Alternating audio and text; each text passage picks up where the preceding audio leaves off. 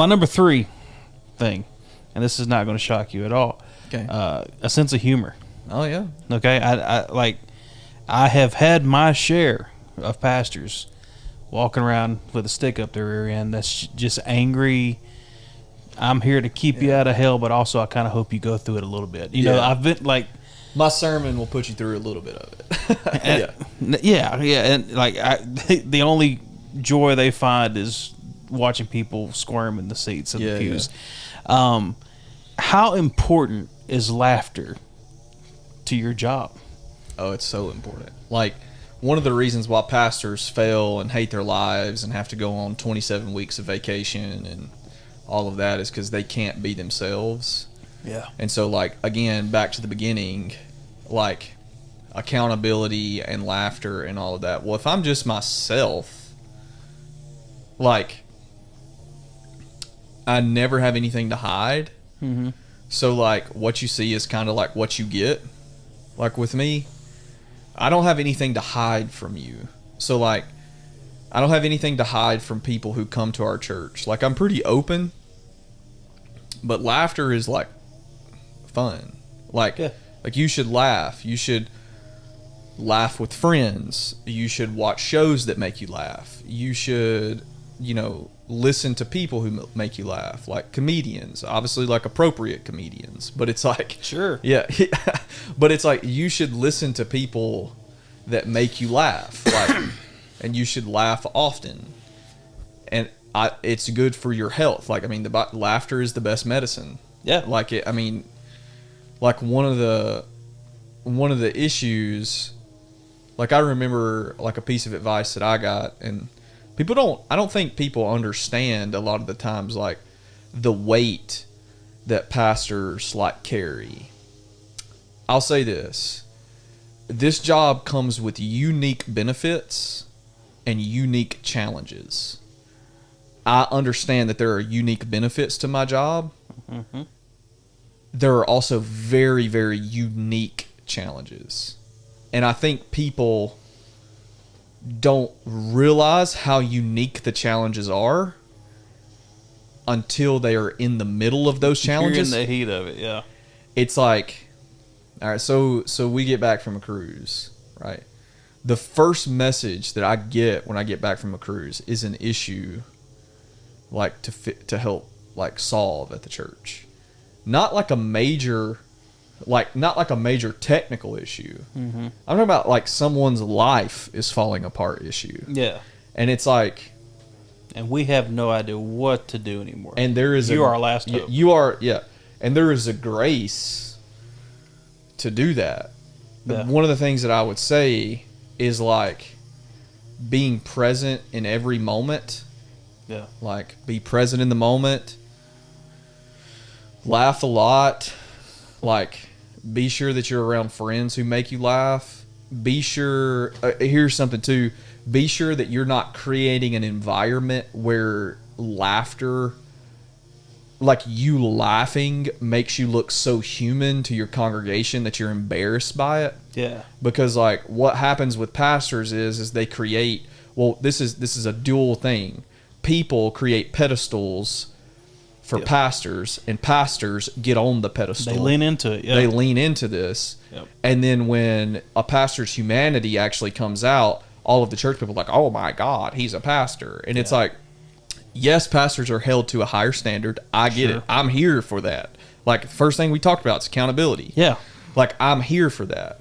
I think that we should live holy and godly lives. But what we should not do is not let people get to know us. Yeah. The mistake that pastors make is they are not willing to be known by the people that they're leading. Yeah.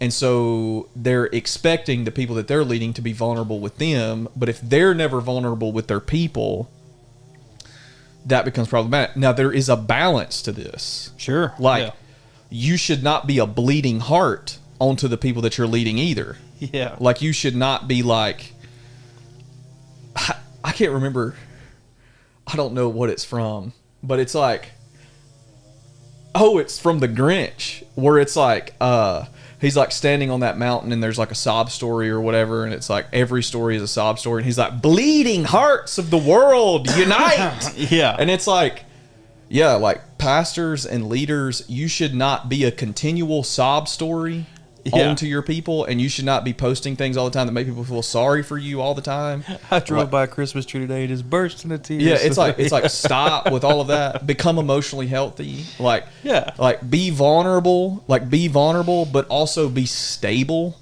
Sure. And it's like, yeah. So I say all of that to say, like with laughter, it becomes crucial that you figure out how to have fun. Yeah.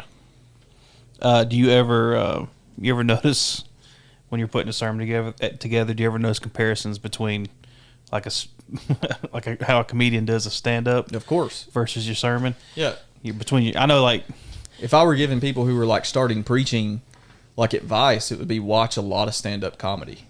Yeah. Like how do you get your point across, how to set your main point up, and then of course execution of the ending, how to engage the crowd while doing it, and most importantly, how to own a stage, to be able to walk and own stand-up comedians are the best people for like public. If you're doing any type of public speaking, like stand-up comedians are the best public speakers. Yeah, I think that like they get paid the most. Yeah, I think that the people who get paid the most don't read off of a sheet. No, they have it memorized. When you, as somebody who sits in the crowd, you take a deep breath. Number one, when the speaker is funny, because that humanizes them. Yes, but when the speaker is comfortable, I take a breath. Yeah, because I know that you put time in. Yeah, to what you know what you're talking about. Yeah. And I don't think anybody does that better than stand-up comedians. No. They just. I had someone like tell me recently that they were like, I remember like they were like, I can't remember what the terminology that they used was, but it's like basically like I would never get stage fright. Like I was like basically like I was born to be on stage. Like that's like something that they said. Like I was created to be on stage. And then I saw them get on stage, and I'm like, you might want to rethink that. Not so much. Like you want to rethink that. Like so much. It's not like the thing about it is too is like I'm not sure that they had ever been on a stage. Yeah. And like I was away somewhere else watching them on a stage, and I was like, you said that you were born to be on a stage. You were wrong, sir. Yeah. It's like you may be, but like don't ever like think it's just going to be easy to get up there and walk up there. No. I think that when I have been around some of my most favorite pastors and speakers that I've been around, just chilled. Yeah. And it's been fun to watch you over the last 2 years. Yeah. How comfortable you have gotten on stage. Yeah. It was 2 or 3 Sundays ago. I don't even think I saw you watch. You read the scripture right off the bat. I don't think you looked back at your notes a second time. I probably don't anymore. It's and that's amazing to me as somebody who had preached before. Yeah, I'm glued to my notes. Well, in the world that I come from, preaching wise, I was trained like you better look at your notes the whole time. Yeah, and it's like you better not ever stray from them. Exactly. Pastor Casey is another one that just I don't even know why he takes his stuff up on stage with him. Yeah. Like he'll walk up there with the iPad or his notepad or whatever, and I'm like, well, you're not ever going to look at it. Yeah. The only time that I literally use mine is like on Easter or something. Yeah. It's like Dr. Green was at church, but I think he looked twice. 2 or 3 times, yeah. Yeah. And this is just side note because you're sitting here. Do you ever gauge the crowd like a comedian does? Like before you have your points that you want to make, but do you ever gauge how they react to one of your points to go, I don't know if they're quite ready for this? Yeah. It's hardly ever, I don't know if they're quite ready.